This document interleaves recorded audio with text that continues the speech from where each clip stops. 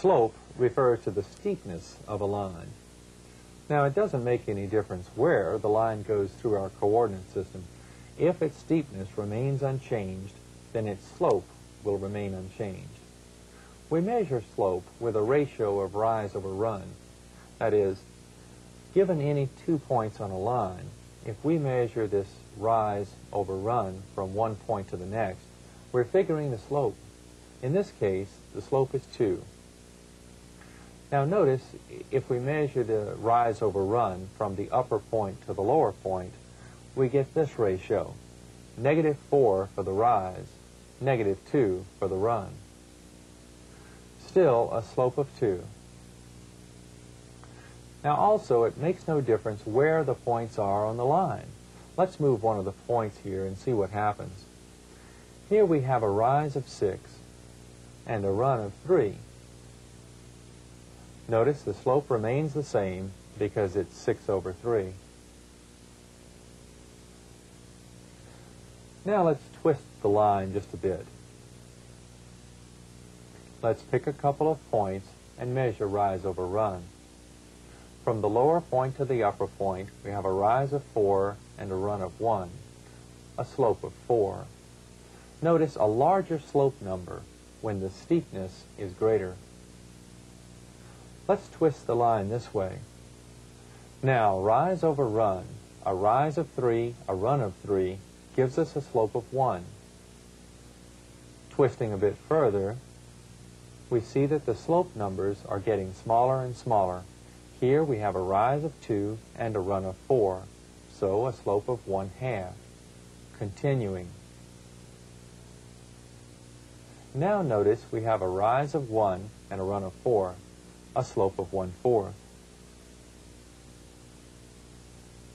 What might we expect as the line becomes horizontal? Well, certainly a slope of 0. As we twist further, it might make some sense that the slope numbers will become negative. Here we have a rise of 1 and a run of -4, a slope of -1/4. Now notice from the left point to the right point, we have a rise of -1 and a run of 4. Same idea. Twisting further, we get a slope of -1/2. Further, a slope of -1. And further, a slope of -2. And here, a slope of -4. Notice the pattern here. We have large slope numbers when we rise sharply from lower left to upper right, and then as that steepness becomes less and less, we get smaller and smaller slope numbers down to 0, and then continuing on into the negatives. And as our steepness becomes rather sharp from upper left to lower right, the slope numbers become larger negatively.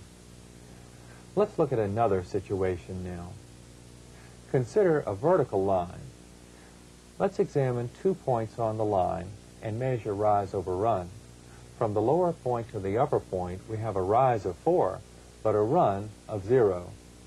Now 0 in a denominator implies an undefined situation, and that's why a vertical line is considered to have a slope which is undefined. From this idea of slope that we've just looked at, we know that slope is rise over run, and we can describe then the rise from one point to the next, you see, as a change in y values, up and down distances, you see, changes in y. And the run, a horizontal idea, is change in x.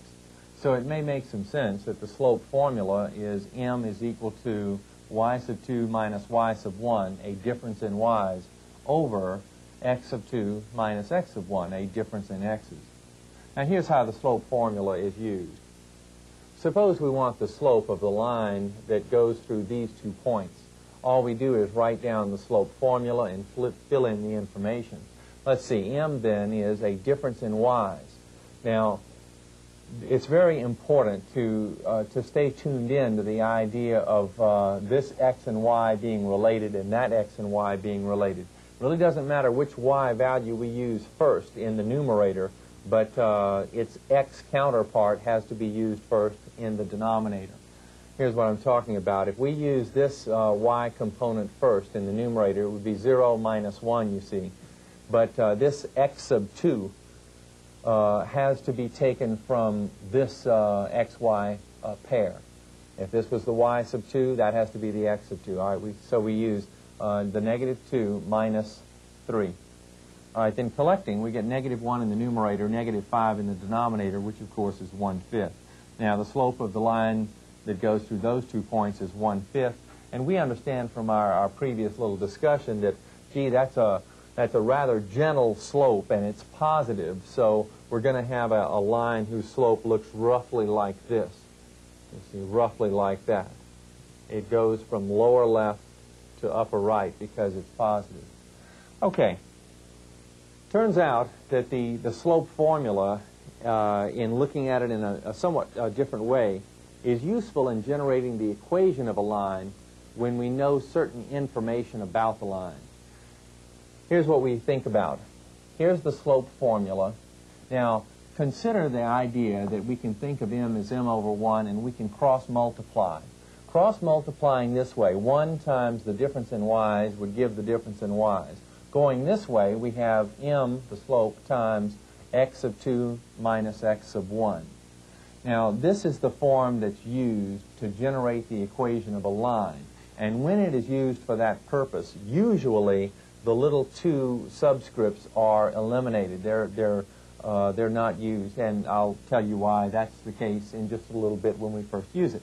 All right, so this form of the slope formula is called the point slope form. And it's called that because the most useful information for using this is the coordinates of a point and the slope. Now, suppose we're given that information about a certain line. Suppose we know that the line goes through the point 1, negative 2. We're given the coordinates of a point, you see. And we know that the slope of this line is 3. And we wish to generate the equation of the line. Well, what we do is this. We write down the point slope form. All right, now, the point slope form calls for us to have information about a point and the slope. Well, the point information is 1, negative 2. Now, we can plug that information, this xy pair, into either the xy here or the x sub 1, y sub 1, and we'll get the same result overall. But it turns out that if you did it 15 times each way, that is, using this xy pair and then using this xy pair, you'll discover that using the second xy pair to replace within works out a little bit better. It's just easier. So that's why the subscripted 2's were left off here. It's because these are the easier ones to plug into. All right, let's do that. In place of this y sub 1, we'll write this y value. In place of the x sub 1, we'll write this x value. All right, now we'll replace m with the slope that we're given. Now it's just a matter of cleaning up. The opposite of negative 2 is 2. And 3 times x minus 1, 3x minus 3. If we subtract 2 on both sides, we'll find y to be equal to 3x minus 5. Now, this is one form of the equation of the line. There are other equivalent forms. For example, we might wish to subtract 3x on both sides, putting both our x and y terms on one side of the equation. It might be desirable to have the leading coefficient positive, so we'd multiply through by negative 1 and get this form. But these are equivalent forms, each one useful in certain environments or certain situations involving linear equations. Consider this problem. Suppose we want the equation of the line that goes through these 2 points. So we're given 2 points, you see, in this situation, rather than the coordinates of 1 point and the slope. Well, still, we refer to the point slope form. That's the first thing that should come to mind with any information that we're given about generating the equation of the line. All right, so we write this down. Now what we're thinking is this. Gee, we're looking for the slope. We don't have any slope. We need information about 1 point, and we have an abundance of points. We got 2 points, no slope at all. Well, we can find the slope, though, can't we? We have a slope formula, you see. We could actually put the slope formula in this position if we wanted to, and actually have enough information to go with one equation here. But I think a safer way to do it is to come out to the side and generate the slope by looking at the slope formula. Notice the way I'm writing the slope formula here. Difference in y's, change in y's, delta y, difference in y's, over the difference in x's. Well, at any rate, The difference in y's, well, let's look at the y values. 4 minus 4, gee, we get 0 in the numerator. Delta x, difference in x's, negative 1 minus 6, that's negative 7. But 0 in a numerator with a non-zero amount in the denominator gives us 0. So the slope is 0. And what we know about that kind of line from our discussion earlier, with a slope of 0, that's a horizontal line. Well, let's see. Let's plug in here and see what the equation of a horizontal line looked like. Well, we are requested to, now the slope information will be put right here. That'll be 0. But the xy will be the xy from either of those two. Well, let's see. Y minus, it doesn't matter which one we choose, does it? That one over there, let's say, 4. Slope 0. X minus the x value is 6. Now, actually, the amount in this parenthesis doesn't make any difference because, after all, 0 times whatever amount appears here is going to be 0. So that'll go out. Now, notice that it didn't make any difference which y we chose here because those two y's are the same. All right, so we have simply y minus 4 is equal to 0, or y is equal to 4. Now, why is this the equation of a horizontal line? Well, let's think about graphing this. Let's think about graphing it by making a table of values. This just says y is equal to 4. Well, in making a table of values, our prescription is to choose values of, let's say, x and generate values of y.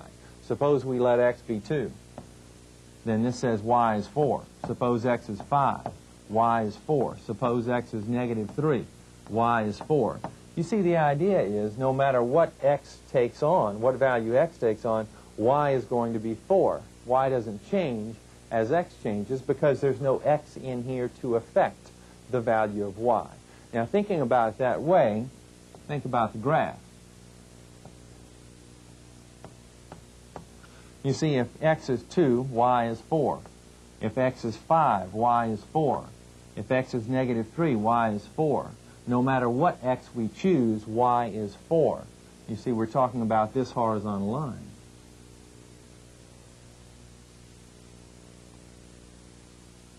Consider the graph of this linear equation.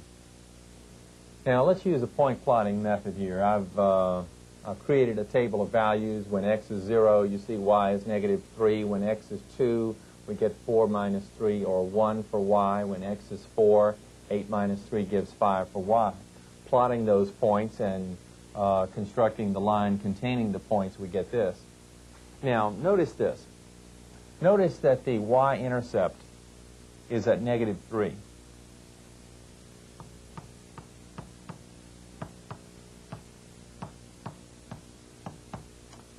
It's at 0, negative 3, but I want to emphasize the negative 3 part. Also, let's notice what the slope of this line is. Considering a rise over run from this point to this point, I'm rising 1, 2, 3, 4, and running 1, 2. 4 over 2 would be 2. So we have a slope of 2. Now notice this. The y-intercept of this line is at negative 3, and this number is negative 3. The slope of the line is 2, and this number, this coefficient of x, is also 2. This is no idle coincidence. It turns out that any time a linear equation is written in this form, then the coefficient of x will give the slope, and the constant will give the y-intercept. And that's why this form is cleverly called the slope-intercept form. The slope-intercept form, now, it's a form from which we know something about the graph. It allows us to construct the graph rather rapidly in a linear equation if we just put the equation into that form. All right, let's consider this one. Suppose we have this first-degree equation. All right, now, let's write it in the slope-intercept form. We'll solve it for y. Subtracting 3x on both sides, we get this. Dividing through by 2. You see, dividing here by 2, we would get y. Dividing here by 2, we would get negative 3 over 2 times x. Dividing here by 2, we would get 4. Now, very quickly, we can construct the graph this way. We can take the y-intercept, which is at plus 4, so it's at 0, 4. Here's the y-intercept. Now, using the slope, we can generate other points that lie on this line. Now, notice that the slope is negative 3/2. We can think of this as either negative 3 over 2 or as 3 over negative 2. Now, look at what happens either way.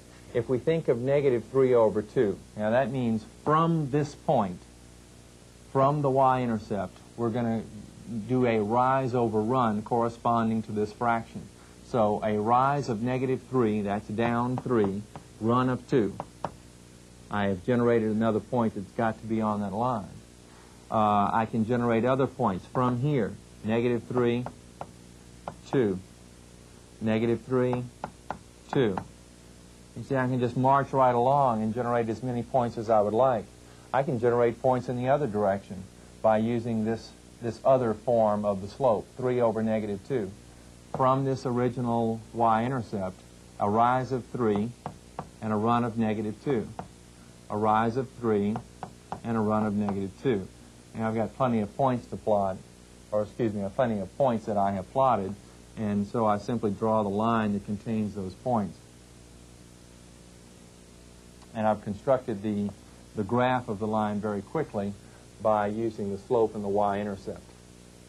All right, so if the slope-intercept form gives us information about a graph, and we looked at a situation like that earlier with circles. Remember, the form from which we have information about the graph is called the standard form, and an expanded version where all the terms are on one side of the equation is called the general form. Then that analogy carries over to our linear equations like this. Suppose we take the equation we just started with. We throw the 8 to the left side. That is, we subtract 8 on both sides. Then we would get this. All terms on one side, everything in simple form over here and in a relatively logical order. Then this is called the general form. The standard form is the slope-intercept form. We generated the slope-intercept form earlier, and that then becomes the standard form for the linear equation. All right. Another idea involving linear equations is this. Suppose we have a couple of lines in a coordinate plane, and suppose those two lines are parallel. Doesn't it make sense that if the lines are parallel, then they will have the same slope? It should also make sense that if any two lines have the same slope, that they would be parallel. See, this idea just is very consistent with what we've been talking about. Well, with that in mind, so let's try to generate the equation of the line, which goes through the point 2, negative 1, and is parallel to this line. So we want to go through that point and be parallel to this line. Now, all we know about parallelism between lines is that their slope numbers are the same. All right, we might begin our thinking about the problem by using, remember, this form of the slope formula. It was the point-slope form. Okay, now here's what we have. We've got information about a point. So let's put that in here.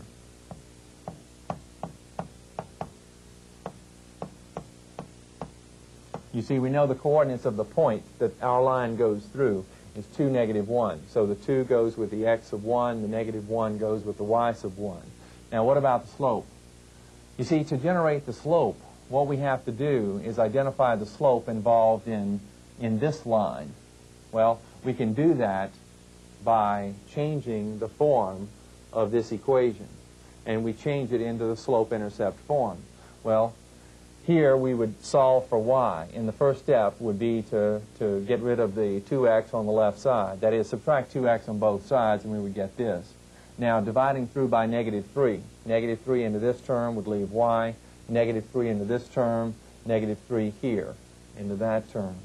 Now, notice we want a distinct coefficient here, so we write this as negative 2 over negative 3 times x, or simply 2/3 x. And we don't really care about the y-intercept, you see. We really care about that number, because that's what we're looking for to put into this, this form that we're working with. Well, let's see. So the slope we know now of our line is consistent with the slope of the line that it's parallel to, so this will be 2/3. And now it's a matter of performing the indicated operations. Well, this becomes y plus 1 is equal to 2/3 x minus 4/3. At this point, it's important to know what form we're going to write our ultimate equation in. That is, do we want to write our equation in standard form, that is, in the slope-intercept form, or do we want to write it in general form? If we're going to write it in general form, we'll be throwing all the terms to one side and clearing the fractions. Now, so it really depends on how we want to write our answer. If we want to write our answer, let's say, in the general form, then here's how we would proceed. We would put all the terms to one side. Now, I'll write the y plus 1 and then minus 2/3 x plus 4/3 is equal to 0. Now, I would probably go through and clear the fractions at this point. Multiplying through by the common denominator 3, I would get 3y plus 3 minus 2x plus 4 is equal to 0. And now I would write the x term first. Let me come up here and continue. I would write the 2x first, the negative 2x first, and then plus 3y, and collecting the constants, 3 plus 4, I would get 7 is equal to 0. And usually in this form, we write the leading coefficient as positive. It's not absolutely necessary, but we might write it like this.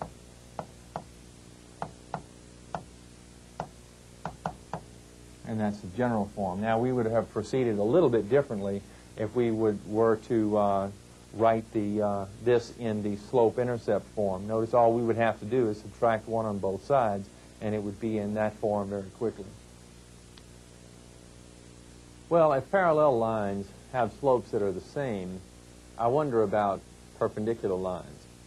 Well, it turns out that we can tell by looking at a couple of perpendicular lines. Now, notice that if this line is very steep, running from left to right, it's a large positive number you see describing this particular line.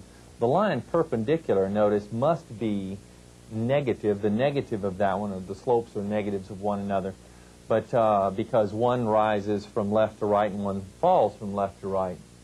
Now, notice that this one being very steep has a large positive number to represent its slope, but this one, the negative number since it's a gentle slope, it'll be a small, relatively small negative number. Now, by small negatively, I mean it'll be a normal fraction. For example, if this is 5, this would be negative 1/5. Now, notice as I twist around here, if this is a relatively small positive number describing this line, like, for example, 1/8, then this one will be a very steep line and its slope will be negative, so it'll be a large negative number. And it turns out that if this is 1/8, then this will be negative 8. That is, perpendicular lines have slopes that are negative reciprocals of each other. Now, that helps us in problems such as this one. Suppose we want the equation of the line going through the point negative 3, 2, and that is perpendicular to this line, the line x plus 3y is equal to 7. Well, we would begin, due to the fact that we want the equation of a line, we'll start with our point-slope form. Now, we have information about this point, but we don't have the slope, just as in the previous problem about parallel lines. To find the slope that we're after in the line that we are composing, what we'll do is we'll find the slope in the line that's perpendicular to this one. All right, let's take this equation and move over here, and now let's put it into the slope-intercept form. That means we solve it for y. We would subtract x on both sides to get this. We divide throughout by 3 to get this. Now notice, 3 into the negative x is negative x over 3. But we want to write this as showing a distinct coefficient. So we write it as negative 1/3 times x. And, of course, the y-intercept we don't really care about here. Now, the slope here is negative 1/3. The slope of the line that we're composing is the negative reciprocal of this. The negative of this would make it positive, and the reciprocal would be 3. So the slope of the line that we're talking about is 3. So this information then will be 3 when we get to it. So we'll fill in for the xy value here. That's the x, this is the y. So this is y minus 2 is equal to the slope 3, which we just found, times x minus, let's see, the x is negative 3. So y minus 2 is equal to 3x, excuse me, let's simplify in the parentheses first, x plus 3. And now multiplying, we get 3x plus 9. Let's put this one into slope-intercept form, adding 2 on both sides. We would write y is equal to 3x plus 11. So this is the slope-intercept form of the equation of the line, which is perpendicular to that line and goes through that point.